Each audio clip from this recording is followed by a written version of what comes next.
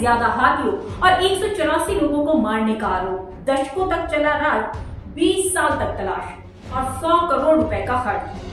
हम बात कर रहे हैं कुख्यात चंदन तस्कर वीरप्पन की। वीरप्पन ने जितना देश की पुलिस को दौड़ाया है उतना शायद ही किसी ने दौड़ाया हो। एक दौर में इस डाकू के खौफ की कहानी लोगों की जुबान पर थी।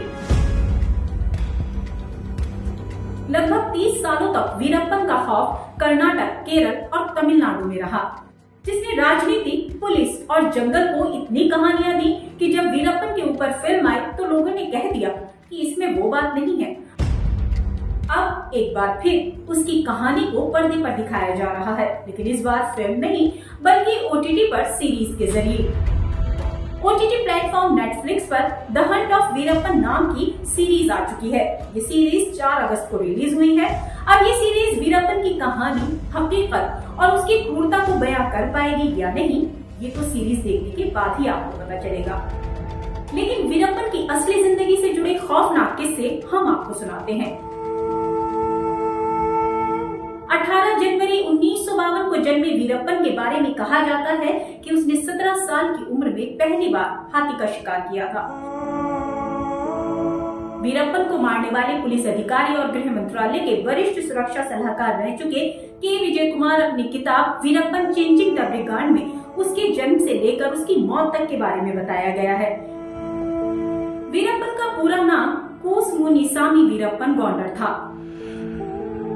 वीरप्पन कितना खूंखार था इसका अंदाजा इस बात से लगाया जा सकता है कि एक बार उसने भारतीय वन सेवा के एक अधिकारी पी श्रीनिवासन का सिर काटकर उससे अपने साथियों के साथ फुटबॉल खेली थी।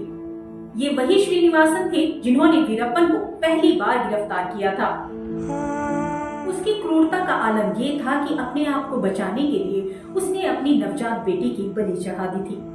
2002 में उसने कर्नाटक के एक मिनिस्टर नागप्पा को किडनैप कर लिया और मांग पूरी न होने पर उन्हें मार दिया। ये वो हरकत थी जिसने सरकारी तंत्र की वीरप्पन के सामने लाचारी को जाहिर कर दिया था। इतना ही नहीं, उसने कन्नड़ फिल्मों के सुपरस्टार राजकुमार को 100 दिन तक बंधक बना के रखा था। आप सोच रहे होंगे कि जुर्म की दुनिया का बेताज बादशाह इतने अपराधों के बाद कैसे बचता रहा। इस सवाल के जवाब में लोग कहते हैं कि जंगलों के अंदर रहने वालों को वो भरपूर मदद किया करता था। उनके लिए वो किसी देवता या हीरो से कम नहीं था। उसकी छवि रॉबिन हुड की थी। इस तरह से उसने न सिर्फ सुरक्षा बल्कि शासन प्रशासन में मजबूत खुफिया तंत्र स्थापित कर लिया था। दशकों का ये राज और 20 साल की तलाश 18 अक्टूबर 2004 को खत्म हुई। के विजय कुमार के मुताबिक उनकी टीम ने ऑपरेशन कोकून में 5 करोड़ के इनामी डकैत वीरप्पन को मार गिराया।